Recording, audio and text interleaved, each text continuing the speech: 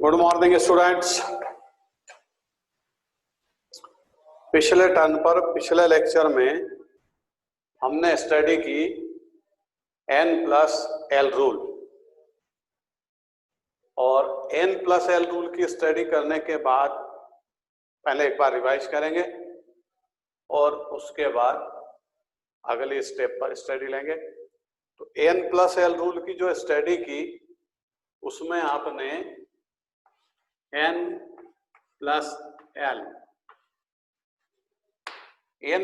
Rule के according हम orbitals में इलेक्ट्रॉन को फिलअप करते हैं। सबसे पहले इलेक्ट्रॉन कहां फिलअप होता है? 1s। फिर इलेक्ट्रॉन कहां फिलअप होगा? 2s, according to N+L rule. Next 2p, 3s, 3p। ये ऑर्बिटल्स का N+L रूल के अकॉर्डिंग एनर्जी लेवल, और इसी एनर्जी लेवल के अकॉर्डिंग इलेक्ट्रॉन का ऑर्बिटल में फिलिंग होगी। 3p, 3p6 के बाद 4s। ध्यान रखिए, यही N+L रूल का कंसेप्ट है। आफ्टर 3p6 इलेक्ट्रॉन इंटर इन 4s सबसेल। नेक्स्ट 3d और लास्ट 4p। इस तरह इलेक्ट्रॉन की एंट्री हो। अब जब आप इलेक्ट्रॉन को इंटर करेंगे 1s 2, 2s 2, 2p6, 3s 2, 3p6। अब आज हमको ये ध्यान रखना है कि 3p6 तक, from 1s2 to 3p6 total number of electron कितने फिलअप करते हैं? 18 इलेक्ट्रॉन को फिलअप करते हैं। 1s2, 2s2, 2p6, 3s2, 3p6 total electron 18। अब 19 इलेक्ट्रॉन कहां फिलअप होगा? 4s1। 20 electron 4s2। ये 20 इलेक्ट्रॉन डिस्ट्रीब्यूट हुए। अब 21th नंबर का इलेक्ट्रॉन कहां फिलअप होगा? 3d1, 22 3d2, 23 3d3। Electron 3d orbital में स्टार्ट होंगे 1 से और मैक्सिमम फिलअप होंगे 10 तक। अब जब आप 4s2 के बाद 3d में इलेक्ट्रॉन को इंटर करते हैं तो 1 to 10 इलेक्ट्रॉन टोटल उसमें इंटर होंगे। 30 इलेक्ट्रॉन कंप्लीट होंगे और 31st इलेक्ट्रॉन 4p में इंटर होगा। तो t का जो लेवल है इलेक्ट्रॉन की मिनिमम मैक्सिमम रेंज 1 to 10 है। अब कल हमने एक यहां पर इलेक्ट्रॉन को डिस्ट्रीब्यूट करने की एक ट्रिक यूज की थी, जिसको हमने बोला था शॉर्ट ट्रिक। इस ट्रिक को शायद आप याद करके आए होंगे। मैं फिर सब बोर्ड पर उसको डिजाइन करता, आप अपनी फेयर कॉपी में उसको चेक करिए। और ये जो ट्रिक है ये कौन से इलेक्ट्रॉन की है? Last remaining electron.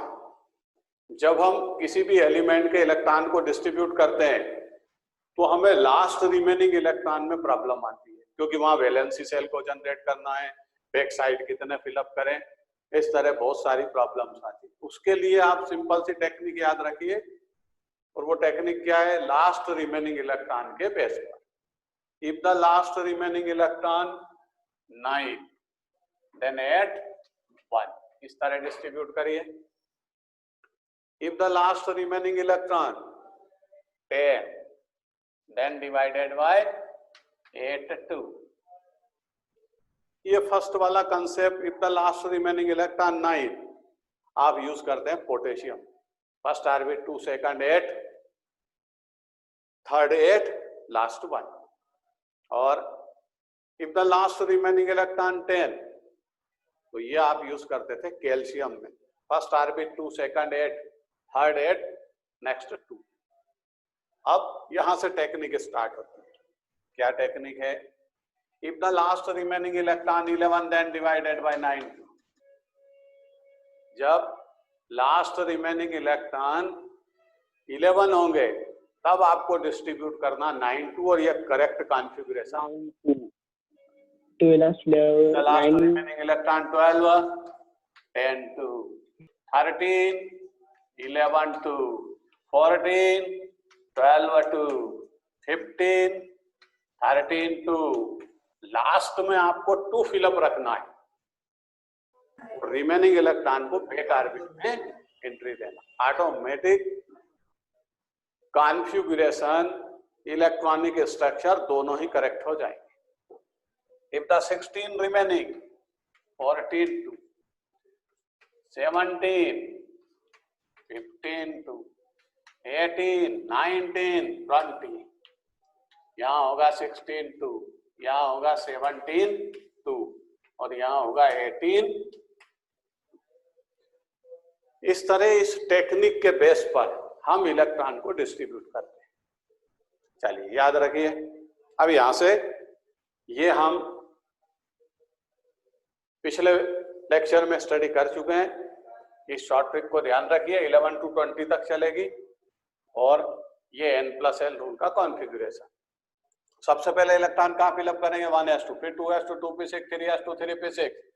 After 3p6 electron jump into 4s2 and 4s2 जब कंप्लीट होगा तब इलेक्ट्रॉन कहाँ फिलअप होगा? 3d में। अब आप बोलोगे कि सर उसको रिप्रेजेंट कैसे करें, मीन्स उसको राइटिंग में कैसे लें? तो लिखने का तरीका ये भी है, 4s2 पहले लिखिए, 3d बाद में लिखिए, या 3d को पहले लिख लीजिए, 4s2 को बाद में लिखिए, दोनों ही पैटर्न करेक्ट है। अब स्कैंडियम 21 की हम यहां से बात करें। ये स्कैंडियम 21, स्कैंडियम 21 में आपने डायग्राम क्या बनाया था? In the first orbit 2, second 8, total 10, remaining 11 remaining है तो क्या करोगे? 9, 2, ये डिस्ट्रीब्यूशन करेंगे। अब इसका कॉन्फ़िगरेशन डिजाइन करें। क्या होगा? 1s2, 2s2, 2p6, 3s2, 3p6। अब यहां लिखे हम 4s और यहां लिखें 3d। अब आप 3d को बाद में भी लिख सकते हो, 4s को पहले भी लिख सकते हो, जैसा यहां लिखा है, कोई फर्क ना आएगा और दोनों ही करेक्ट रहेंगे। अब पहले ये देखिए, स्कैंडियम में आपने कितने इलेक्ट्रॉन डिस्ट्रीब्यूट कर दिए? 3p6 तक, 1s2, 2s2, 2p6, 3s2, 3p6। Total electron आपने कितने डिस्ट्रीब्यूट कर दिए? 18। क्लियर? 18 इलेक्ट्रॉन डिस्ट्रीब्यूट आप स्कैंडियम के 1s2 से लेकर 3p6 तक डिस्ट्रीब्यूट कर चुके हैं। अब आपकी प्रॉब्लम है ओनली 3 इलेक्ट्रॉन। तो 3 इलेक्ट्रॉन को डिस्ट्रीब्यूट करना है तो सबसे पहले एस में 2 फिलअप करो, ये होगा 20 इलेक्ट्रॉन घर में। 21 कहाँ होगा? ये यहाँ है 3d1 में। अब 3d1 को पहले लिखे या बाद में लिखे वो कोई मैटर नहीं, तो इसको हम कलेक्ट करके भी लिख सकते हैं। ये देखिए, ये इस पूरे डिजाइन को, कॉन्फ़िगरेशन को हम कैसे लिख सकते हैं? आर्गन 18 ये कलेक्ट कर दिया, और अब कलेक्ट करके ही लिखने की आदत रखना पड़ेगी, क्योंकि इनके डिस्ट्रीब्यूशन से हमारे क्वेश्चन का आंसर सेलेक्ट नहीं होगा, ना इन पर डिपेंड है जो आपसे क्वेश्चन पूछा जाएगा। आपसे जब भी स्कैंडियम 21 से लेकर कॉपर 29 तक का कोई क्वेश्चन कॉम्पिटिटिव एग्जाम में आया तो इससे रिलेशन उसका नहीं होगा। ये आपको केवल वर्बली याद रखना है कि 18 इलेक्ट्रॉन इस तरह डिस्ट्रीब्यूट हुए। रिलेशन कौन से इलेक्ट्रॉन से रहेगा? ये लास्ट के 3 कौन कहाँ गया? तो after 18 2 electron fill up in 4s2 और नेक्स्ट इलेक्ट्रॉन 21 इन डी से। क्लियर? अब इसको बनाते हैं। तो यहां क्या लिख सकते हैं, जैसा ये लिखा है 3d1 4s2, ऐसा भी लिख सकते हैं और ऐसा भी लिख सकते हैं 4s2 3d1, ये भी करेक्ट है। अब आप बोलोगे कि इसमें लास्ट इलेक्ट्रॉन कौन सा है, तो लास्ट इलेक्ट्रॉन हमेशा यही होगा 3d का। क्यों? 3p6 के बाद इलेक्ट्रॉन आए 4s2 में और 4s2 के बाद फिलअप होता है 3d। तो लास्ट इलेक्ट्रॉन कौन सा है, 3d का। अब d को आप बाद में लिखें तो भी लास्ट में है, और d को 4s2 के पहले लिख ले तब भी वो लास्ट इलेक्ट्रॉन है। इस तरह हमने स्कैंडियम 21 का ये डिस्ट्रीब्यूशन किया। अब इसके बाद आएगा टाइटेनियम 22। टाइटेनियम 22 में ये डिजाइन एज इट इज रहेगी 18 इलेक्ट्रॉन की। अब देखिए यहां से और शॉर्ट ट्रिक में चलेंगे ताकि हम डायरेक्ट डायग्राम को डिजाइन कर दें। 22 का डायग्राम क्या है, आर्गन 18 इलेक्ट्रॉन को डिस्ट्रीब्यूट कर दिया। वो आपसे इसका आंसर क्वेश्चन नहीं करेगा, क्यों? उसको पता आपने आर्गन 18 लिखा, मीन्स आपको पता। अब कितने बचे, 4। तो 4 में 2 इलेक्ट्रॉन कहां फिलअप होंगे, 4s2, और डी में कितने रहेंगे, 2। इसको 4s2 3d2 लिखिए या 3d2 4s2 लिखिए, एक ही बात है। दोनों पैटर्न सेलेक्ट मान्य। अब वेनेडियम 23 आर्गन 18 4s2 3d3। इस तरह हम डायग्राम बनाते हुए चलेंगे और आप भी अपनी फेयर कॉपी में स्कैंडियम 21, टाइटेनियम 22, वेनेडियम 23 तीनों के डायग्राम बनाइए। फिर हम क्रोमियम की बात करेंगे, लेकिन इसमें एक शॉर्ट ट्रिक और आप ध्यान रखिए, स्कैंडियम 21 से वो कहां तक चलेगी, कॉपर 29 तक। वो टेक्निक आपको याद रखना है। क्या याद रखना है, स्कैंडियम 21 में लास्ट डिजिट क्या है, 21 मतलब 1। स्कैंडियम 21 में लास्ट डिजिट क्या है, 21 में 1। यहां डी में देखो कितना है, 1। तो ये तरीका भी स्कैंडियम 21 टू कॉपर 29 तक एक सिंपल टेक्निक से याद रखने का तरीका है। स्कैंडियम 21 का डायग्राम बनाना है आपको शॉर्ट टेक्निक से, तो सीधा लिखिए आर्गन 18 3d1 4s2। जितना इसका लास्ट डिजिट होगा वो डी का इलेक्ट्रॉन बन जाएगा। जैसे टाइटेनियम 22 का लास्ट डिजिट क्या है, 2। देखो डी में कितने हैं, यहाँ 2। वेनेडियम 23 यहाँ लास्ट डिजिट क्या है, 3। डी में देखो कितने हैं, 3। ये भी एक सिंपल सी टेक्निक, लेकिन ये कहाँ अप्लाई होगी, स्कैंडियम 21 से लेकर कॉपर 29 तक ये आपको टेक्निक लगती रहे। जैसे क्रोमियम 24, तो क्या बनाओगे, आर्गन 18 ये लिखा और यहाँ लास्ट डिजिट क्या है, 4, तो 3d4 4s, ये हो गया डायरेक्ट। अब Mn25, तो पहले इतने सारे एलिमेंट के इलेक्ट्रॉनिक कॉन्फ़िगरेशन नोट कर लीजिए, फिर Mn का लेंगे, फिर Fe26 का लेंगे इसी टेक्निक से, और फिर क्रोमियम और कॉपर का एक्सेप्शनल केस की इसमें स्टडी करेंगे। पहले नोट करिए आप लोग, ये कल आपके पास शॉर्ट ट्रिक लिखी हुई थी, ये डायग्राम की आप स्टडी कर चुके हैं, केवल इसको शॉर्ट ट्रिक से लिखिए।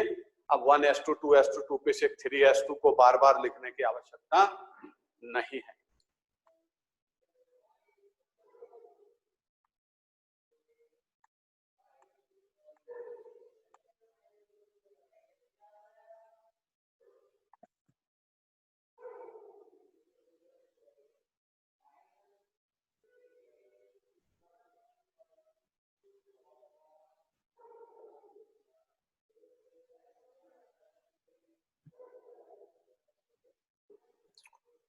चलिए स्कैंडियम 21 का डायग्राम 3d1 4s2,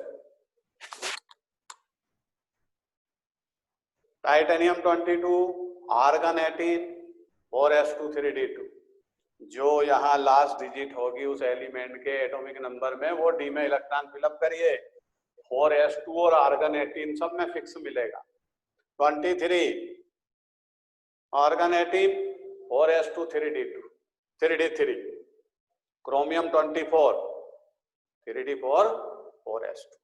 तो अब अगली स्टेप जब हम लेंगे तो इसमें जरूरी नहीं कि आर्गन को बार बार लिखें, क्योंकि आर्गन से रिलेटेड आपसे क्वेश्चन नहीं पूछा जाएगा कि उसके 18 इलेक्ट्रॉन का डिस्ट्रीब्यूशन कहाँ है। अब अगली स्टेप में मैं Mn से लेकर कॉपर 29 तक के डायग्राम बनाऊंगा, आप भी अपनी फेयर कॉपी में नोट करिए। Mn 25 लास्ट डिजिट क्या है 5। अब डायग्राम क्या होगा 3d5 4s2 और लास्ट यही है, फिर भी ध्यान रखिए यहाँ लास्ट डिजिट 5 था, मैंने 3d5 4s2 लिख दिया, आर्गन 18 गया, उसको याद रखने की कोई आवश्यकता नहीं। Fe26 last digit 6 3d6 4s2, ये आ गया सिंपल टेक्निक से डायरेक्ट डायग्राम आ गया। और इसी से क्वेश्चन आएंगे जो अपन आगे प्रैक्टिस करेंगे। Cobalt 27 3d7 4s2, Na28 3d8 4s2, copper 29।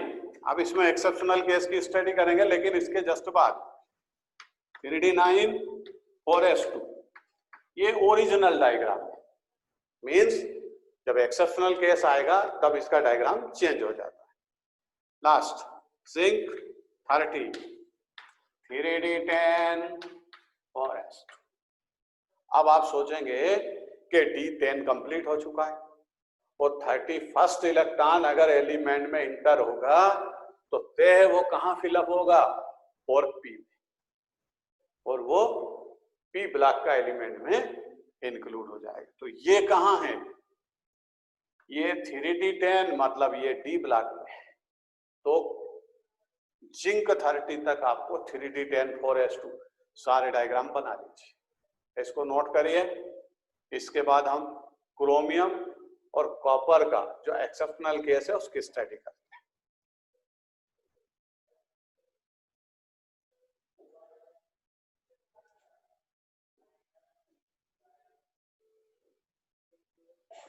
Mn25 3d5 4s2, Fe26 3d6 4s2, cobalt 27 3d7 4s2। इस तरह जिंक तक आप कंप्लीट करिए। और अब इसके बाद आते हैं हम क्रोमियम और कॉपर का एक्सेप्शनल केस।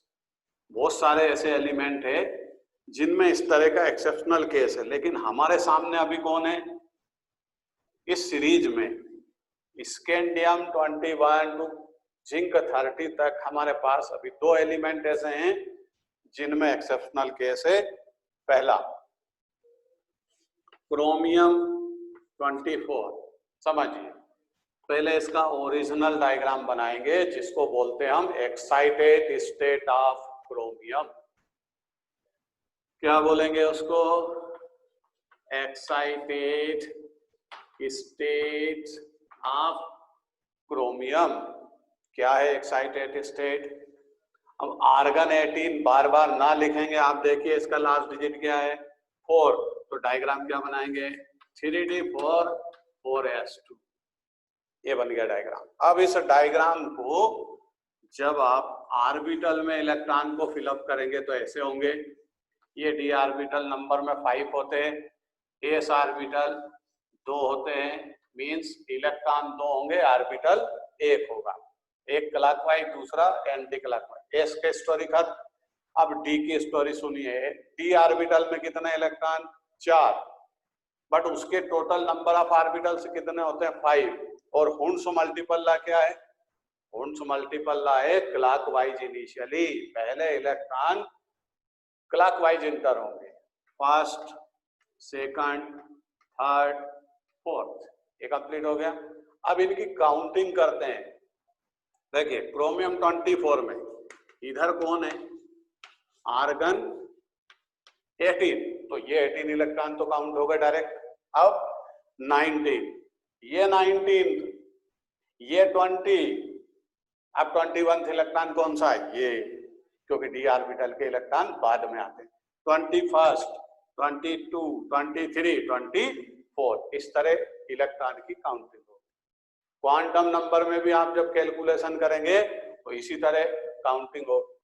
उसने बोला 24th नंबर के इलेक्ट्रॉन के ऑल क्वांटम नंबर कैलकुलेट करिए, तो आप इस तरह काउंट ना करें 18, 19, 20, 21, 23, 24, ये रॉन्ग कैलकुलेशन है। किस तरह कैलकुलेट करेंगे 24th इलेक्ट्रॉन की, 18, 19, 20, 21, 22, 23, 24, डी ऑर्बिटल के इलेक्ट्रॉन बाद में आते हैं।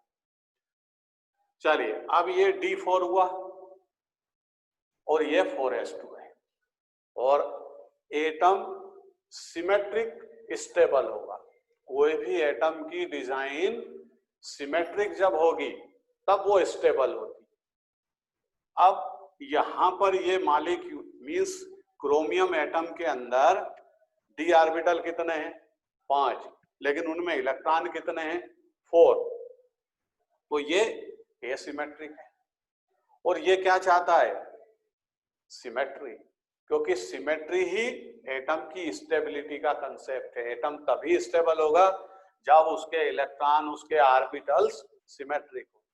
तो ये अपनी सिमेट्री को गेन करने के लिए यहां से एक इलेक्ट्रॉन को यहां जंप करवा देगा। अब आप बोलोगे कि डी ऑर्बिटल तो लिखा पीछे है और एस ऑर्बिटल आगे लिखा है, तो एनर्जी के लेवल बेस पर देखिए पहले कौन होता है, एनर्जी लेवल में 4s2 पहले आता है, फिर कौन आता है, 3d। तो यहां देख करके बताइए इलेक्ट्रॉन नेक्स्ट ऑर्बिटल को जंप हुआ कि बैक ऑर्बिटल। तो यहां देख करके आप बताओगे कि इलेक्ट्रॉन 4s2 में था और 4s2 से जंप हुआ 3d में, तो वो हायर एनर्जी लेवल को जंप हुआ है, क्योंकि 4s2 की energy according to n+l rule lower है एज कंपेयर टू 3d। तो हम ऐसा एरो बनाते तो हैं, लेकिन इलेक्ट्रॉन जाता कहां है, नेक्स्ट ऑर्बिटल, क्योंकि 3d बाद में आता है। चलिए अब इसमें से एक इलेक्ट्रॉन ये यहां आ गया, ये 5 ऑर्बिटल 5 इलेक्ट्रॉन, सिमेट्रिक हो गया, और सिमेट्रिक मोर स्टेबल।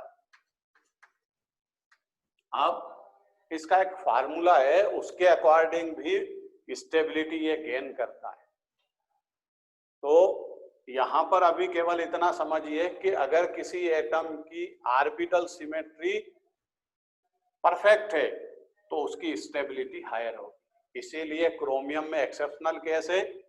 पहले जो मैंने यहाँ डिजाइन किए थे कि यहाँ 2 इलेक्ट्रॉन थे, ये क्रोमियम की एक्साइटेड स्टेट, और जैसे ही ये इलेक्ट्रॉन इस ऑर्बिटल को जंप करेगा तो फिर इसको बोलते हैं ग्राउंड स्टेट ऑफ क्रोमियम। तो क्रोमियम की 2 स्टेट होती है, एक एक्साइटेड स्टेट 3d4,4s2, एक होती है ग्राउंड स्टेट 3d5,4s2।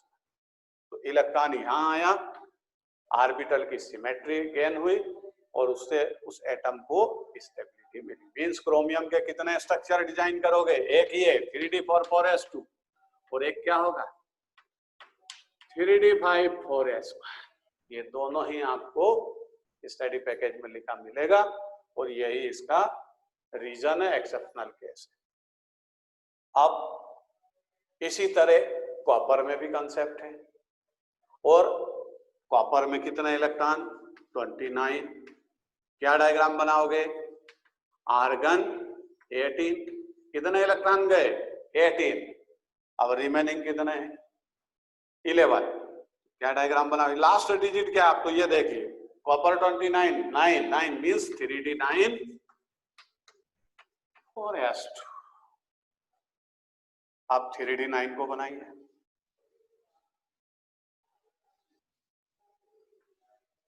ये 5 ऑर्बिटल, ये s, ये 2 इलेक्ट्रॉन 4s2, 3d9 1 2 3 4 5 6 7 8 9।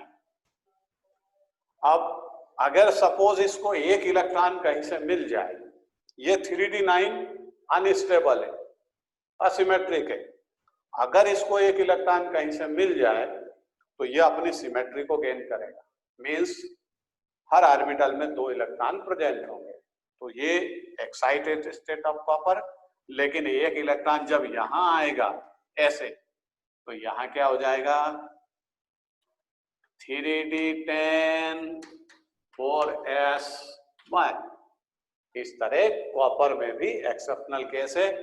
दोनों के एक्सेप्शनल केस को नोट करिए, इसके बाद आगे स्टडी करते हैं और ये लास्ट रिमेनिंग इलेक्ट्रॉन की अब प्रैक्टिस करते हैं कि ये टेक्निक आपको किसी भी एलिमेंट के इलेक्ट्रॉन डिस्ट्रीब्यूशन करने में कैसे काम आएगी। पहले इन दोनों का एक्सेप्शनल केस नोट करिए। क्रोमियम 24, कॉपर 29, दो स्ट्रक्चर मिलेंगे, 3d4 4s2 और 3d5 4s1। और वो क्लियर आपसे जब क्वेश्चन करता है एग्जाम में, तो स्टेट बोलेगा ग्राउंड स्टेट के बारे में है या एक्साइटेड स्टेट, और अगर ना बोले तो आपको ग्राउंड स्टेट को लेकर के 3d5 4s1 को लेकर के उसके क्वेश्चन को सॉल्व करना। क्लियर, नोट करिए।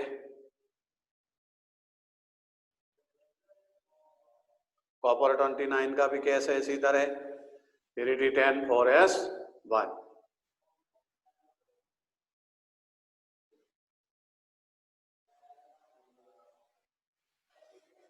चलिए, अब आपने नोट किए होंगे, आगे बढ़ते हैं।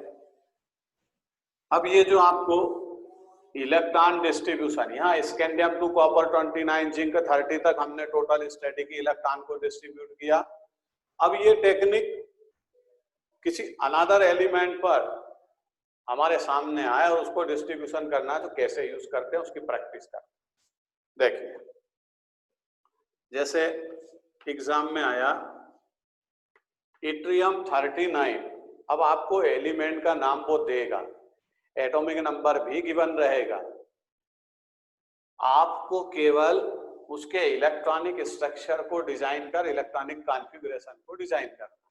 जैसे इट्रियम 39 है, अब आपको रूल रेगुलेशन को फॉलो करना है और लास्ट रिमेनिंग इलेक्ट्रॉन में टेक्निक यूज करना, ऑटोमेटिक करेक्ट हो जाए। फर्स्ट ऑर्बिट 2, फर्स्ट ऑर्बिट में कितना फिलअप करोगे 2, रूल है।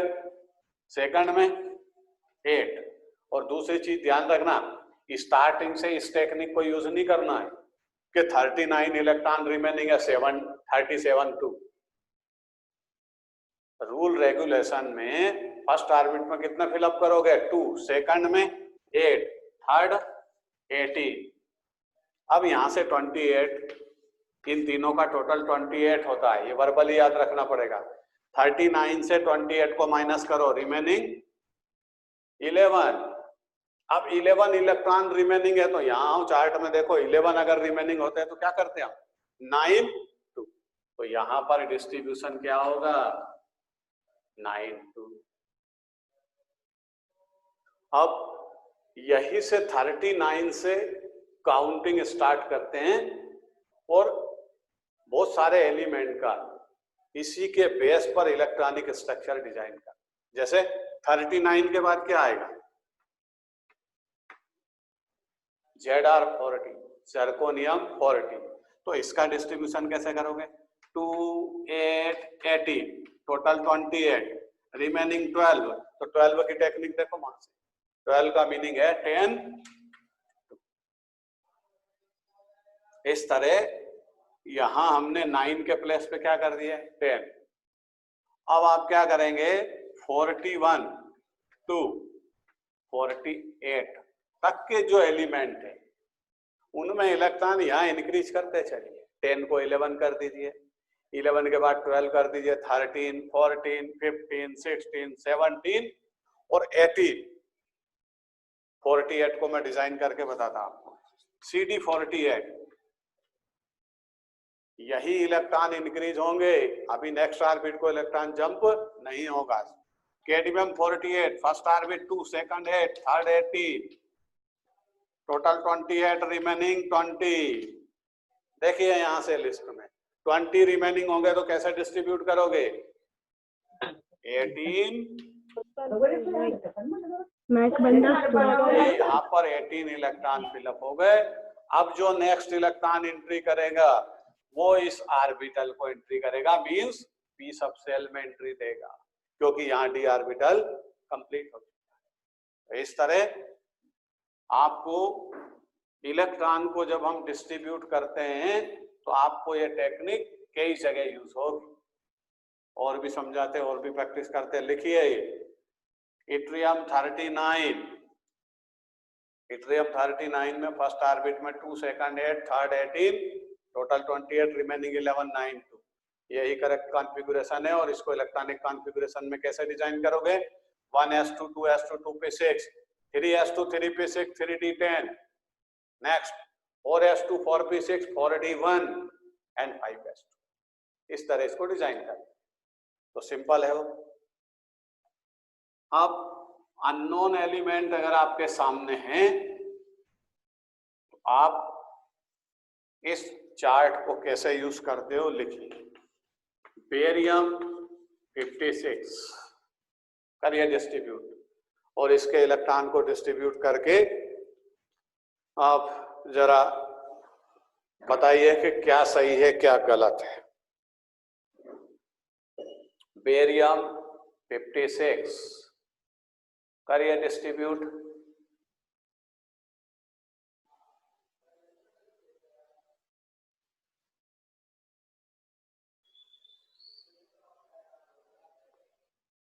बेरियम 56 डिस्ट्रीब्यूशन स्टार्ट करिए।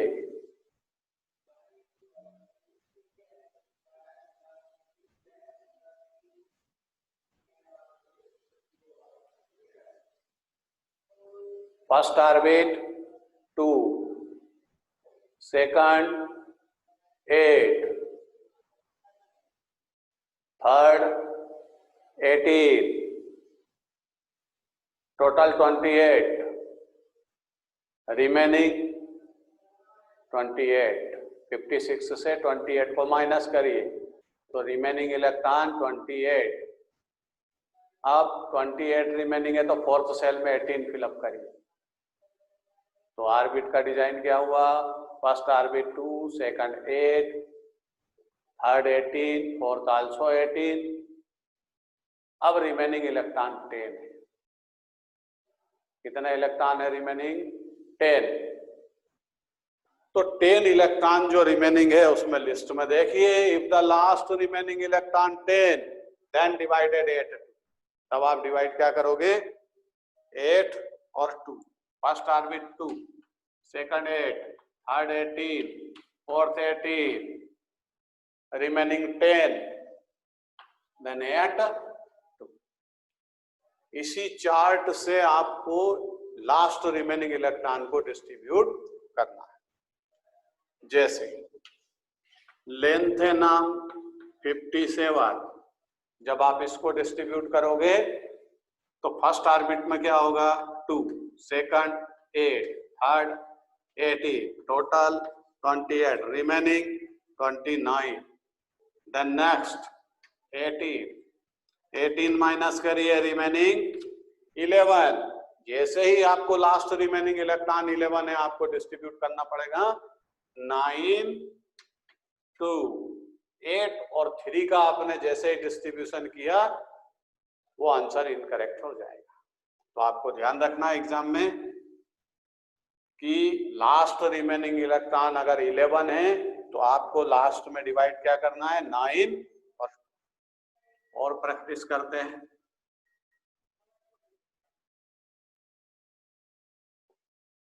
Hg 80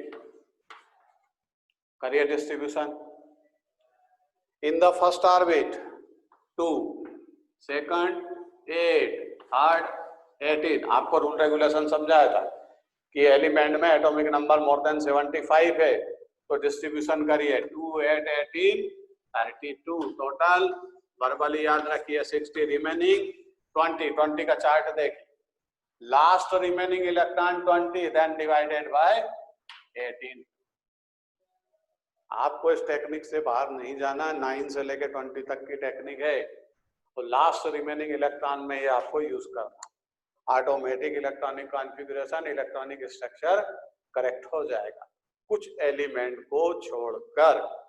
यहाँ क्लियर स्टेटमेंट लिख लीजिए, एफ ब्लॉक के एलिमेंट पर ये टेक्निक अप्लाई नहीं होगी, पीरियोडिक टेबल के एस ब्लॉक, पी ब्लॉक और डी ब्लॉक के जितने भी एलिमेंट्स है सब पर ये टेक्निक अप्लाई, लेकिन एफ ब्लॉक पर इसको अप्लाई करने की ट्राई मत करिए। अब एफ ब्लॉक पर टेक्निक क्या होगी वो हम बाद में स्टडी करेंगे, अभी कुछ नया हेडिंग लेते हैं। ये इलेक्ट्रॉन डिस्ट्रीब्यूशन का कंसेप्ट। अब यहां से आगे चलते हैं कि इलेक्ट्रॉन को जब हम डिस्ट्रीब्यूट करते हैं तो ये टेक्निक भी हम यूज करते हैं, लेकिन ये काम क्या आती है? हम बेवजह इतनी टेक्निक को डेवलप करके स्टडी करते हैं तो ये काम कहाँ आती है? तो जब आपको कॉम्पिटिटिव एग्जाम में क्वेश्चन पूछे जाते हैं वहां ये टेक्निक आपको यूज करना, ताकि उस क्वेश्चन का आंसर आप फास्ट डिसाइड कर सकें। जैसे मैग्नेटिक मोमेंट, किसी भी एटम, आयन, पॉजिटिव, नेगेटिव और एनी अदर, उसका मैग्नेटिक मोमेंट कैलकुलेट करने के लिए ये टेक्निक हम बहुत फास्ट यूज कर सकते हैं। अब मैग्नेटिक मोमेंट क्या होता है?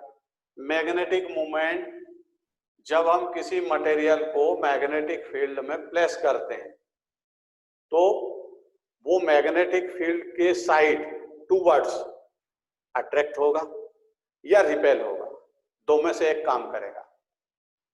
तो इसके बेस पर, मैग्नेटिक मोमेंट के बेस पर मटेरियल, अभी केवल दो टाइप की स्टडी करेंगे। एक टाइप का मटेरियल होता है पैरामैग्नेटिक और दूसरा मटेरियल होता है डाईमैग्नेटिक। मैग्नेटिक मोमेंट के बेस पर मटेरियल सब्सटेंस को दो टाइप में क्लासिफाई किया, वैसे तो टोटल 5 टाइप में क्लासिफाई किया, लेकिन 11 इस यूनिट में हमारे पास अभी दो टाइप के मटेरियल की स्टडी है, उन्हीं की स्टडी करेंगे। पहला पैरामैग्नेटिक और दूसरा डाईमैग्नेटिक। पहले हम पैरामैग्नेटिक को समझे। पैरामैग्नेटिक वो सब्सटेंस है जिसे मैग्नेटिक फील्ड में हम प्लेस करें तो मैग्नेट के side towards magnet slightly attract हो। क्लियर? डेफिनेशन समझ में आ गई? पैरामैग्नेटिक वो सब्सटेंस है जो मैग्नेटिक फील्ड में प्लेस करने पर मैग्नेट के side towards magnetic field slightly attract, उसको हम बोलते हैं पैरामैग्नेटिक। और यहां पर एटॉमिक स्ट्रक्चर में पैरामैग्नेटिक वो सब्सटेंस कंसीडर होगा जिसके ऑर्बिटल में अनपेयर्ड इलेक्ट्रॉन प्रेजेंट। तो हम इसीलिए स्टडी कर रहे हैं मैग्नेटिक मोमेंट की, कि स्कैंडियम टू जिंक 30 तक के जो क्वेश्चन है मैग्नेटिक मोमेंट से रिलेटेड आपसे पूछे जाते हैं, और उसको किस बेस पर आप सेलेक्ट करेंगे? पैरामैग्नेटिक और डाईमैग्नेटिक। अगर उस आयन के अंदर अनपेयर्ड इलेक्ट्रॉन है ऑर्बिटल्स में, अब बोलोगे आप आपने ऑर्बिटल राउंड शेप में बना दिया, तो ऑर्बिटल इस तरह भी होगा, और आपको अनपेयर्ड इलेक्ट्रॉन ऑर्बिटल्स में मिले तो समझना वो सब्सटेंस, वो एटम, वो आयन क्या है? पैरामैग्नेटिक। और उसकी प्रॉपर्टी के बेस पे उसका नाम है कि जब उसको मैग्नेटिक फील्ड में रखते हैं तो स्लाइटली उसका साइड अट्रैक्ट होता है। तो पैरामैग्नेटिक सब्सटेंस का क्या आइडेंटिफिकेशन है? पैरामैग्नेटिक वो सब्सटेंस है जिसे मैग्नेटिक फील्ड में प्लेस करने पर वो स्लाइटली उसके साइड अट्रैक्ट होगा, और उसकी इलेक्ट्रॉनिक कॉन्फ़िगरेशन में क्या प्रॉपर्टी होगी? उसके पास अनपेयर्ड इलेक्ट्रॉन होंगे। अब एक अनपेयर्ड भी हो सकता है, दो भी हो सकते हैं, 5 भी हो सकते हैं, 7 अनपेयर्ड हो सकते हैं अगर एफ सब सेल है। तो यहाँ पर सब सेल पर डिपेंड है कि उसके पास कितने इलेक्ट्रॉन अनपेयर्ड हो। तो पैरामैग्नेटिक की जो पहचान है वो क्या है? They contain unpaired electron 1 or more than 1। या तो वो एक इलेक्ट्रॉन को अनपेयर्ड रखेंगे या उससे ज्यादा भी रख सकते हैं। चलिए, उसी के बेस पे उसका मैग्नेटिक मोमेंट हम कैलकुलेट करते हैं। तो मैग्नेटिक मोमेंट को यहाँ रिप्रेजेंट किससे करेंगे? म्यू से।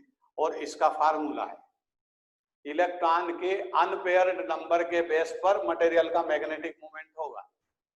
और अगर उसमें अनपेयर्ड इलेक्ट्रॉन नहीं है, सारे इलेक्ट्रॉन पेयर्ड है, तो फिर उसका मैग्नेटिक मोमेंट 0 होगा। और वो नेचर में कैसा होगा? डाईमैग्नेटिक। तो पैरामैग्नेटिक में अगर मटेरियल में पैरामैग्नेटिक जो सब्सटेंस है उसमें अनपेयर्ड इलेक्ट्रॉन है, तो उसका एक फार्मूला है मैग्नेटिक मोमेंट को कैलकुलेट करने का, √n+n+2। इस फार्मूले से हम उस पैरामैग्नेटिक सब्सटेंस का मैग्नेटिक मोमेंट कैलकुलेट कर सकते हैं। यहां पर n की वैल्यू है नंबर ऑफ अनपेयर्ड इलेक्ट्रॉन। ध्यान से इस फार्मूले को समझिए, लिखिए। और n का मीनिंग क्या है? Number of unpaired electron. उस आयन के अंदर हम देखेंगे कि कितने इलेक्ट्रॉन उसमें अनपेयर्ड है, उसके बेस पे n की वैल्यू पुट अप करेंगे और उसका मैग्नेटिक मोमेंट कैलकुलेट हो जाएगा।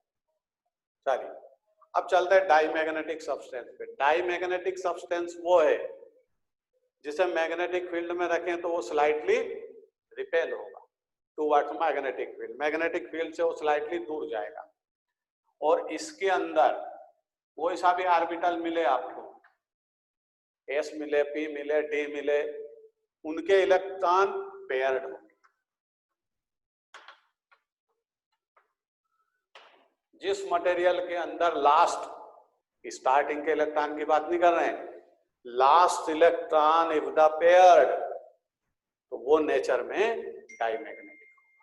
और डाईमैग्नेटिक जो होगा जब उसमें अनपेयर्ड इलेक्ट्रॉन ही ना है तो उसका मैग्नेटिक मोमेंट तो 0 होगा।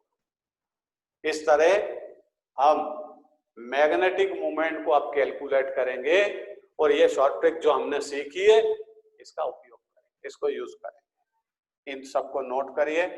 पहले मैग्नेटिक मूवमेंट का फार्मूला लिखिए टॉप पर। Magnetic movement represent by mu equal to √n+2। ये इसका फार्मूला है। n अनपेयर्ड इलेक्ट्रॉन के नंबर है। एक दूसरा, पैरामैग्नेटिक सब्सटेंस की डेफिनेशन लिखिए। Substance which are slightly attract towards magnetic field when they are placed in magnetic field. जब वो मैग्नेटिक फील्ड में प्लेस किए जाए तो स्लाइटली अट्रैक्ट होंगे, ये पैरामैग्नेटिक। और इसी के अंदर दूसरा स्टेटमेंट नोट करिए, paramagnetic substance contain unpaired electron 1 or more than 1। Paramagnetic substance unpaired electron को रखेगा। डाईमैग्नेटिक इसका अपोजिट है, जो स्लाइटली रिपेल हो मैग्नेटिक फील्ड से वो डाईमैग्नेटिक, पेयर्ड इलेक्ट्रॉन रखेगा और मैग्नेटिक मूवमेंट फिर 0 होगा। ये डिस्ट्रीब्यूशन यहाँ लिखा हुआ है और ये टेक्निक भी यहाँ लिखी हुई है। अब हम मैग्नेटिक मूवमेंट कैलकुलेट करेंगे किसी भी एटम का, किसी भी आयन का। सबसे पहले कहाँ से स्टार्टिंग करें, क्योंकि इससे रिलेटेड अगर क्वेश्चन आएंगे तो स्कैंडियम 2 कॉपर 29 तक की पहले प्रैक्टिस करते हैं, वहीं से क्वेश्चन आए। स्कैंडियम 21। अब यहां पर आपसे क्वेश्चन पूछा है कि ये डाईमैग्नेटिक है या पैरामैग्नेटिक। तो आप क्या करोगे, सबसे पहले इसका कॉन्फ़िगरेशन देखना पड़ेगा कि इसमें इलेक्ट्रॉन अनपेयर्ड है या पेयर्ड है।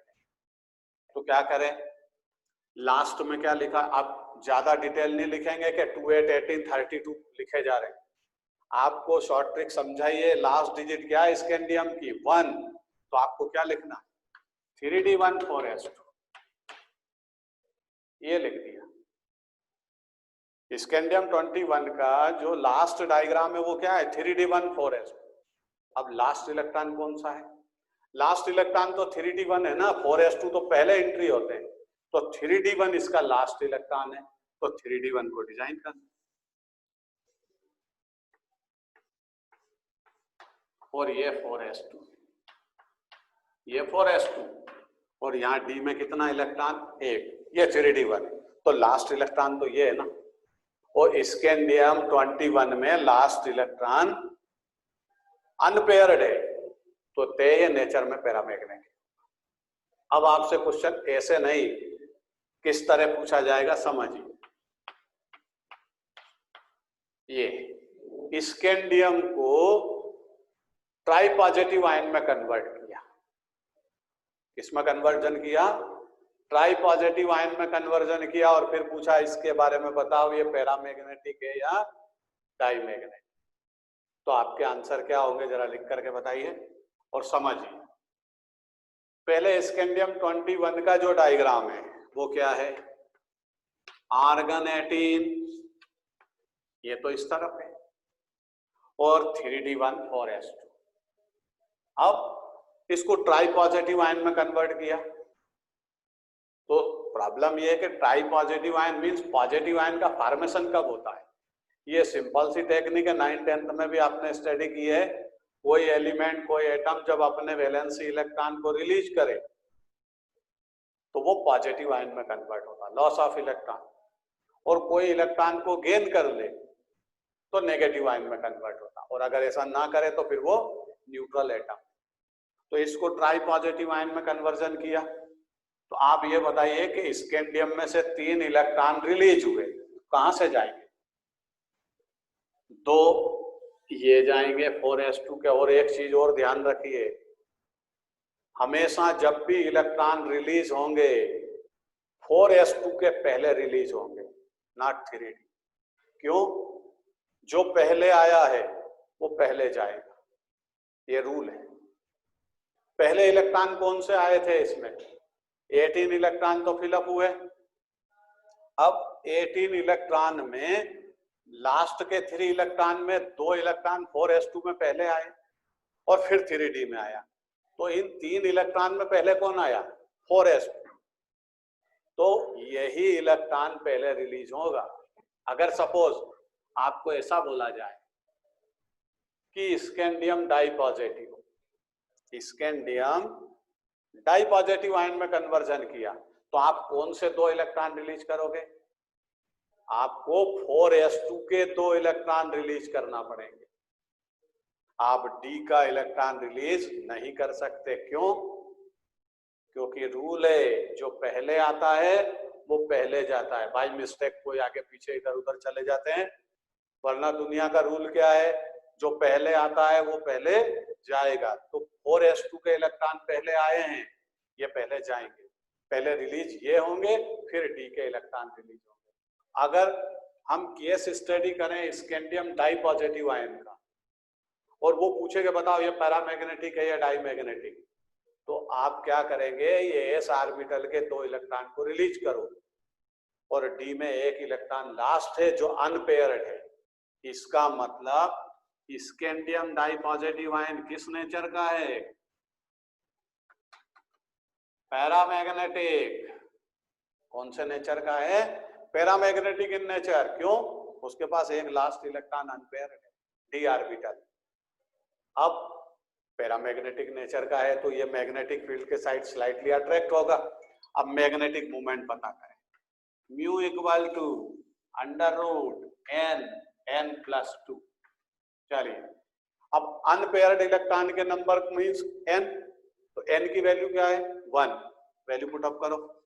√n के प्लेस पे क्या रखोगे? 1 + 2। It means 2 + 1 3 × 1। Mu equal to √3, और √3 का आंसर होता 1.76। यही इसका आंसर है। √3 को आप सॉल्व करोगे ये आंसर आ जाएगा।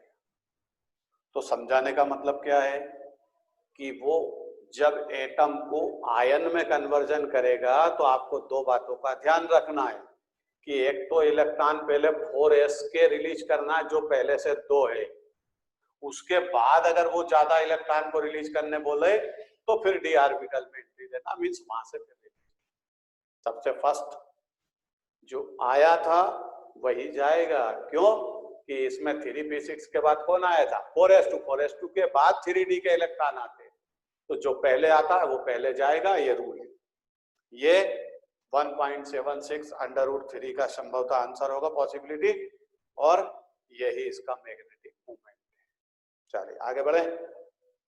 अब अगर उसने स्कैंडियम को डाई पॉजिटिव आयन के प्लेस पर क्या बना दिया उसने, ट्राई पॉजिटिव आयन, तो बताओ अब स्कैंडियम 21 का डायग्राम बोर्ड पर बना है, लेकिन इलेक्ट्रॉन कितने जाएंगे 3, 2s से जाएंगे, एक कहां से जाएगा, डी ऑर्बिटल का भी इलेक्ट्रॉन चला जाएगा। इट मींस इसके पीछे बैक साइड क्या है 18 इलेक्ट्रॉन, और उनका डायग्राम क्या है 1s2, 2s2, 2p6, 3s2, 3p6, all electrons are paired, सारे 18 इलेक्ट्रॉन इसमें पेयर्ड है। इसका मतलब अब ये नेचर में कैसा हो जाएगा, डाइमैग्नेटिक। तो स्कैंडियम 3 पॉजिटिव डाइमैग्नेटिक इन नेचर, और scandium 2 positive paramagnetic in nature, और जिसका पैरामैग्नेटिक नेचर होगा उसका मैग्नेटिक मोमेंट होगा। चलिए अब और इसकी प्रैक्टिस करते हैं। कभी आपको अब यहां पर से ये टेक्निक हटा देते हैं, आपको जरूरत पड़ेगी, आपके पास लिखी हुई है, वहां से उसका उपयोग करिए। ये डिजाइन बनी रहने देते हैं क्योंकि ये बार बार अभी काम आएगी। मैग्नेटिक मूवमेंट का यहाँ फार्मूला लिखते हैं, magnetic movement equal to √n n+2, ये फार्मूला है। If the single electron unpaired, अगर एक इलेक्ट्रॉन अनपेयर्ड है, ये लिखा n की वैल्यू 1, तो आंसर क्या बनेगा √3 का आंसर क्या बनेगा 1.73। ये सिंगल इलेक्ट्रॉन का स्टोरी। अब आगे बढ़ते हैं। आपके सामने है Ni28, कौन सा एलिमेंट है Ni28। अब Ni28 में उसने आपको ऐसा किया, डाई पॉजिटिव आयन में कन्वर्जन किया, और बोला कि इसका मैग्नेटिक मूवमेंट और इसका नेचर डिसाइड करें। तो सबसे पहले आप क्या करोगे, आप 2, 8, 18, 32 का डिवीजन नहीं करना है।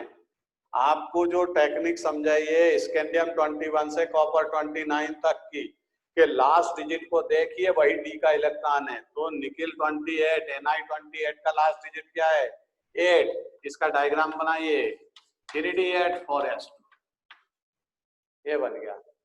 आर्गन 18 बैक साइड है, उससे कोई लेना देना नहीं, ना वो आपके क्वेश्चन में इंक्लूड है। 3d8 4s2, ये बन गया डायग्राम। अब डायग्राम बनने के बाद पहले आप इसको ऑर्बिटल को डिजाइन करिए और देखिए किस तरह बनता है, बना करके बताइए।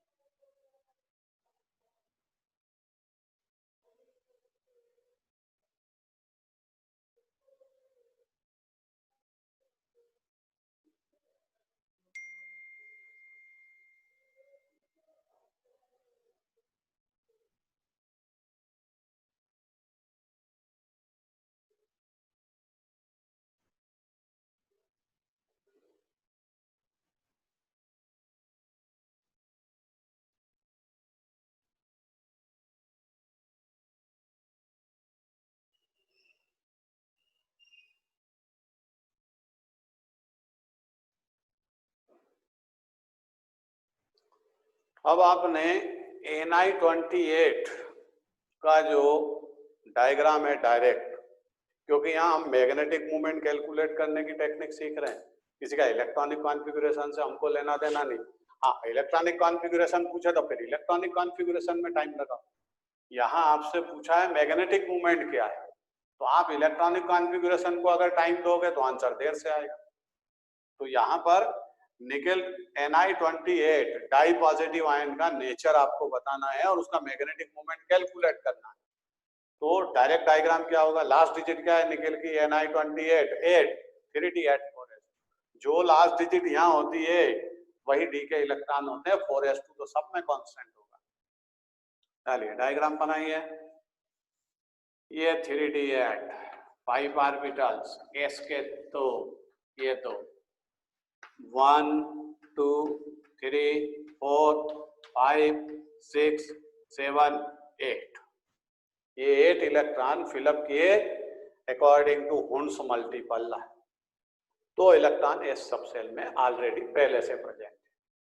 अब बताइए डाई पॉजिटिव आयन में निकिल को कन्वर्ट किया तो इलेक्ट्रॉन पहले कौन से जाएंगे, जो पहले आए।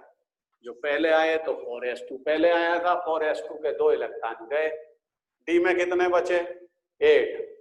अनपेयर्ड कितने, क्योंकि पैरामैग्नेटिक नेचर अनपेयर्ड इलेक्ट्रॉन पर डिपेंड है। तो यहाँ देखिए ये पेयर्ड है, ये ऑर्बिटल भी पेयर्ड है, ये ऑर्बिटल भी पेयर्ड है, ये 2 इलेक्ट्रॉन अनपेयर्ड है। इट मींस n की वैल्यू क्या हुई, इस केस में n की वैल्यू 2 है। अब अंडर रूट फार्मूला लगाओ, ये mu equal to under root formula वही है 2 2 plus 2 2 plus 2 4 equal to under root 8, और अंडर रूट 8 का मतलब होता है 2.82 2.83 2.84, इन तीनों में से कोई एक डिजिट होगी। तो हम यहाँ क्या लेते हैं 2.82, ये अंडर रूट 8 का आंसर है। क्लियर। जब n इक्वल टू 2 होंगे तो उसका आंसर मैग्नेटिक मोमेंट का अंडर रूट 8 और उसका आंसर लास्ट बनेगा 2.82, क्या लिख लेते हैं n equal to 2 then answer under root 8 2.82।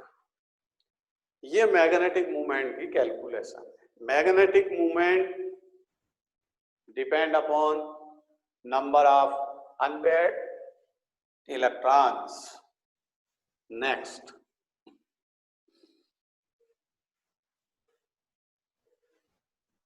Cobalt 27।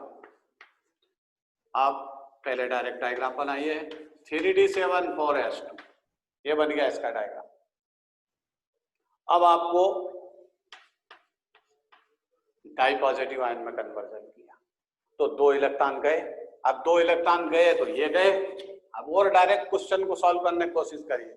3d7 4s2 के 2 गए, ये डाई पॉजिटिव देखकर 3d7 बना लिया, लेकिन हुंस मल्टीपल लॉ के अकॉर्डिंग 1 2 3 4 5 6, अब कितने इलेक्ट्रॉन अनपेयर्ड है 3, तो n की वैल्यू क्या हो गई 3। तो मैग्नेटिक मूवमेंट क्या होगा mu equal to under root n plus 2 formula है। तो म्यू इक्वल टू n के प्लस पे 3 प्लस 2 अंडर रूट 15, और अंडर रूट 15 का आंसर बनेगा 3.76 के लगभग। तो ये n इक्वल टू 3 की वैल्यू है। यहां समझिए n equal to 3 then under root 15 answer इतना। अब ये एक टेक्निक से याद रखने का तरीका है कि जब भी आपको जितने इलेक्ट्रॉन अनपेयर्ड मिले, जैसे सिंगल इलेक्ट्रॉन अनपेयर्ड है तो मैग्नेटिक मोमेंट क्या होगा मोर देन 1 लेस देन 1 2 के बीच में होगा। और उस क्वेश्चन के अंदर 4 ऑप्शन में से एक ऑप्शन ही ऐसा होगा जो 1 2 के बीच में होगा, बस वही उसका आंसर बन जाएगा। आपको कैलकुलेशन की कोई आवश्यकता नहीं। जैसे n की वैल्यू 2 है तो मैग्नेटिक मूवमेंट होगा मोर देन 2 लेस देन 3, 2 और 3 के बीच में ये है 2.82, और ऑप्शन एक ही होगा 2 और 3 के बीच का। If the n equal to 3 तो magnetic movement more than 3 less than 4, ये आ गया 3.76। अगर अगली स्टोरी चलती है यहां से तो 4 इलेक्ट्रॉन भी आपको अनपेयर्ड मिल सकते हैं। अब ये ध्यान रखिए स्कैंडियम कॉपर 29 तक जब हम स्टडी करेंगे तो हमें डी सब सेल में इलेक्ट्रॉन मिल रहा है, और डी सब सेल ऑर्बिटल कितने रखता 5, मींस मैक्सिमम इलेक्ट्रॉन कितने अनपेयर्ड हो सकते हैं 5। मैक्सिमम इलेक्ट्रॉन कितने अनपेयर्ड हो सकते हैं 5। देखिए Fe26। अब इसमें दो आयन के बारे में केस आता है। एक बार पहले इसको क्या बनाएं, डाई पॉजिटिव आयन, क्योंकि आयरन 2 इलेक्ट्रॉन को भी रिलीज कर सकता और 3 को भी रिलीज कर सकता। तो पहले डाई पॉजिटिव की बात करें। और डाई पॉजिटिव आयन डिजाइन करते समय आप इसके ओरिजिनल डायग्राम को मत भूलिए, पहले ओरिजिनल डायग्राम को डिजाइन करिए, उसके बाद इलेक्ट्रॉन को रिलीज करिए। अगर आपने पहले से 2 इलेक्ट्रॉन लेस कर दिया और फिर डिजाइन को शो किया तो हो सकता गलती हो जाए। तो पहले ये देखिए आयरन Fe26 में लास्ट डिजिट क्या है, 6, तो डायग्राम क्या होगा 3d6 4s2। क्लियर? जो स्टूडेंट लिखते चल रहे, राइटिंग वर्क करते चल रहे, लिखते चलिए। Fe26 डाई पॉजिटिव आयन के बारे में डिस्कवरी करना है, ये पैरामैग्नेटिक है या डाईमैग्नेटिक। तो डायग्राम क्या होगा, लास्ट डिजिट से 3d6 4s2। अब डाई पॉजिटिव है तो 2 गए, ये गए, इसको बार बार लिखने बनाने की कोई जरूरत नहीं, डिजाइन करने। जो गया उसको क्या दिमाग में रखते हो, ये 3d6 ऑर्बिटल 5 है बट इलेक्ट्रॉन 6 है। हुंड्स मल्टीपल लॉ को अप्लाई करना, 1 2 3 4 5 6। कितने इलेक्ट्रॉन अनपेयर्ड है ऑर्बिटल्स में, 4 इलेक्ट्रॉन अनपेयर्ड है। तो n की वैल्यू क्या हो गई इसके लिए 4। तो मैग्नेटिक मोमेंट पता करें, √n n+2। चलिए n की value 4 +2 √24 4.86 means more than 4 less than 5। आप इसकी कैलकुलेशन कर सकते हैं, लेकिन आंसर क्या बनेगा √24। तो यहाँ लिस्ट में लिख लेते हैं, n = 4 मीन्स अनपेयर्ड इलेक्ट्रॉन के नंबर किसी आयन में 4 है, तो फिर उसका आंसर क्या होगा √24 = समथिंग 4.86 or 76 अप्रॉक्स। क्लियर? चलिए आगे बढ़ते हैं। अब ये आपने नोट किया होगा, iron dipositive ion last में 3d6 इलेक्ट्रॉन को रखता है, 4 इलेक्ट्रॉन उसके अनपेयर्ड मिलेंगे। वो नेचर में पैरामैग्नेटिक है और पैरामैग्नेटिक के साथ उसका मैग्नेटिक मोमेंट। अब यहां पर अगर वो ट्राई पॉजिटिव केस ले आपके सामने कि आयरन ट्राई पॉजिटिव के बारे में स्टडी करके बताएंगे, तो आपको पहले ओरिजिनल डायग्राम बनाना है, 3d6 4s2 बना लिया। अब इसमें से इलेक्ट्रॉन कितने रिलीज करना है 3, तो पहले s के जाएंगे, s के 2 गए, अब d का 1 जाएगा, ये गया। ये लास्ट इलेक्ट्रॉन रिलीज होगा, इसको मत कर देना, जो यहां पर था लास्ट इलेक्ट्रॉन वो रिलीज होगा। तो बताओ अब d में कितने बचे 5, n की वैल्यू 5 और डाई पॉजिटिव आयन में n की वैल्यू क्या थी 4। ट्राई पॉजिटिव आयन में 1 इलेक्ट्रॉन यहां से रिलीज हुआ, तो n की वैल्यू क्या है 5। तो आंसर क्या बनेगा 5 + 2, टोटल करिए √35, आंसर 5.96। इस तरह ये ट्राई पॉजिटिव आयरन का मैग्नेटिक मोमेंट है। वो n की वैल्यू डाई पॉजिटिव में 4 थी, तो बताओ मोर पैरामैग्नेटिक कौन है, मोर पैरामैग्नेटिक ये वाला केस है।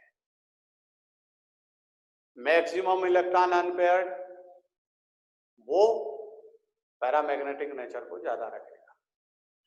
n की वैल्यू पर डिपेंड है पैरामैग्नेटिक नेचर, n की value higher paramagnetic nature higher. तो n = 4 ये Fe डाई पॉजिटिव आयन में था और Fe ट्राई पॉजिटिव आयन में n की वैल्यू क्या है 5, तो उसका मैग्नेटिक मोमेंट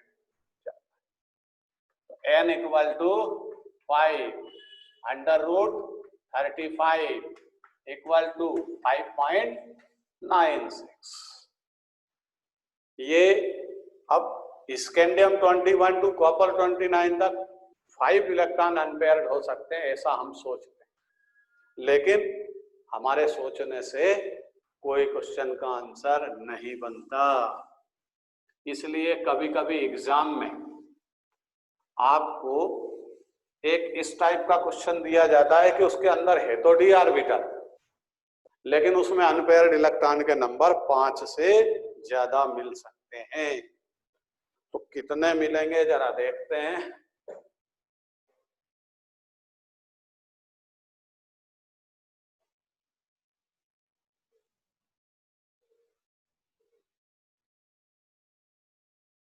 भाई ये प्राची जो बार बार उठ कर के क्लासरूम से बार बार इधर उधर घूमती है वो बंद कर दे।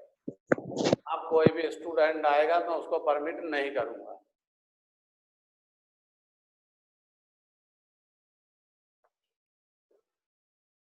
तो एन की वैल्यू पर डिपेंड है मैग्नेटिक मूवमेंट। जिस आयन के अंदर अनपेयर्ड इलेक्ट्रॉन प्रेजेंट होगा वो पैरामैग्नेटिक, जिसके अंदर अनपेयर्ड इलेक्ट्रॉन 0 है वो डाईमैग्नेटिक। दोनों की डेफिनेशन आपको समझा दी है। ये मैग्नेटिक मूवमेंट की लिस्ट है और ये मैग्नेटिक मूवमेंट का फार्मूला है। चलिए अब हम ये स्टडी कर रहे थे कि डी ऑर्बिटल के केस में डी ऑर्बिटल होते हैं 5 और मैक्सिमम इलेक्ट्रॉन 5 अनपेयर्ड होंगे, लेकिन इसमें एक क्रोमियम का केस है, क्रोमियम 24, और इसके बारे में कंफ्यूज करके आपसे क्वेश्चन पूछा जाएगा क्योंकि इसमें 6 इलेक्ट्रॉन भी अनपेयर्ड मिल सकते हैं। कैसे? उसने इसको आयन में कन्वर्ट नहीं किया और बोला कि इसका मैग्नेटिक मोमेंट कैलकुलेट करके बताइए। तो क्या करोगे, पहले ओरिजिनल स्ट्रक्चर में जाइए। क्रोमियम का ओरिजिनल स्ट्रक्चर क्या है? 3d4s2। क्रोमियम का जो ओरिजिनल स्ट्रक्चर है वो 3d4s2 है। पहले डायग्राम बनाते हैं। ये 3d4 और ये 4s2। ये s के 2, d में कितने हैं? 4। लेकिन ये तो एक्सेप्शनल केस में था क्रोमियम, और एक्सेप्शनल केस क्या था? ये asymmetric diagram. 5 D orbital, electron 4, झगड़े होंगे और झगड़े के कारण क्या होगा? ये अपनी सिमेट्री को गेन करेगा। सिमेट्री जब ये गेन करेगा तो स्टेबिलिटी गेन करेगा, मींस एक इलेक्ट्रॉन को एस ऑर्बिटल से यहां जंप करवाएगा। अब देखिए, अब टोटल काउंट करिए कितने इलेक्ट्रॉन अनपेयर्ड है क्रोमियम 24 में? 1 2 3 4 5 6। ये कौन सी स्टेट है क्रोमियम की? ये ग्राउंड स्टेट। पहले कौन सी थी जब इलेक्ट्रॉन यहाँ था? Excited state. यहाँ आते ये ग्राउंड स्टेट के नाम से फेमस है। अब ग्राउंड स्टेट के नाम से फेमस है तो ग्राउंड स्टेट का क्वेश्चन है, तो बताओ इसमें कितने इलेक्ट्रॉन अनपेयर्ड है? 6। तो आपको magnetic movement under root n+2 के फार्मूले से n की वैल्यू 6 + 2 मीन्स अंडर रूट 48, और अंडर रूट 48 हो जाएगा 6.86 के समथिंग। अंडर रूट सॉल्व कर लेना, आता होगा आपको। n = 6 under root 48, 6.86 magnetic movement होगा। इस तरह हम किसी भी आयन का मैग्नेटिक मूवमेंट कैलकुलेट कर सकते हैं अनपेयर्ड इलेक्ट्रॉन के बेस पर। लेकिन अनपेयर्ड इलेक्ट्रॉन के पहले आपको क्या प्रैक्टिस करना पड़ेगी? ये डायग्राम कि हम डायरेक्ट कैसे बनाते हैं। तो इसके लिए आपको प्रैक्टिस करवाई है कि शॉर्ट ट्रिक से आप ये देखिए कि यहाँ लास्ट डिजिट 4 है, 3d4 4s2 लिख लीजिए, यही करेक्ट डायग्राम होगा। और ये टेक्निक स्कैंडियम से लेकर आपको चलेगी कॉपर 29। अब इस लिस्ट को कैसे याद रखें? इस लिस्ट को याद रखने के 2 तरीके हैं। देखिए, आपके पास अभी लिखते समय आपने सब नोट किया होगा। मैं इस लिस्ट को याद करने का एक सिंपल सी टेक्निक समझा था। यहां पर तो सीधा सीधा है, ये अपने आप याद हो जाएगा जब आप बार बार प्रैक्टिस करेंगे। तो यहां पर सीधा सा कंसेप्ट है, एक electron unpaired, single electron unpaired, तो magnetic movement more than 1 less than 2 electron unpaired more than 2 less than 3 electron more than 3 less than 4 electron unpaired more than 4 less than 5। इस तरह याद रखें, क्योंकि उसमें एक ऑप्शन इसी डिजिट का मिलेगा जितने उसमें आप इलेक्ट्रॉन अनपेयर्ड डिस्कवर करो। इसको याद करने का तरीका समझा। पहला आंसर क्या आया था? If the n equal to 1, answer √3। अब यहां पर ऑड इवन नंबर का कंसेप्ट है, उसको याद रखें। 3 ऑड नंबर है, ये ऑड नंबर में आता है 3। इवन नंबर 2, 4, 6, 8, ये इवन नंबर। 3 ऑड नंबर है। पहला n इक्वल टू 1 का आंसर क्या आया? n equal to 3। दूसरे का आंसर क्या आएगा? 3 के बाद ऑड नंबर क्या आता है? 3 के बाद ऑड नंबर आता 5, और इस 3 में 5 प्लस कर दीजिए। जो नेक्स्ट ऑड नंबर आएगा वो इस डिजिट में प्लस करते चलिए, सब आंसर अपने आप याद। जैसे √3 पहला आंसर आया, ये याद रखना पड़ेगा।